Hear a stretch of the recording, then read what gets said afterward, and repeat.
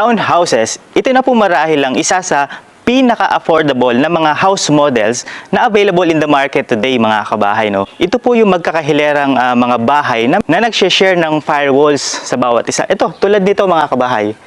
Yan. At sa hilera ng mga bahay na yan, meron tayong tinatawag na mga house orientations. Meron tayong inner unit. Alright mga kabahay, para sa ating unang house orientations, ang inner unit. So ito ay isang entire block. Yan, so it consists of 3 house orientations, corner, inner, at end unit. So, pero ipapakita ko sa inyo ang inner unit. So ito, kung makikita ninyo, this is an example of inner unit. Ito, inner unit din to. At iyon, inner unit din yun. Kumbaga nandun siya sa gitna no, ng mga hilera ng mga bahay. Yan, dito kay Epic Homes, kung mapapansin ninyo, yan, yung floor area, yung sukat ng bahay ay parehas lang regardless ng orientation. No?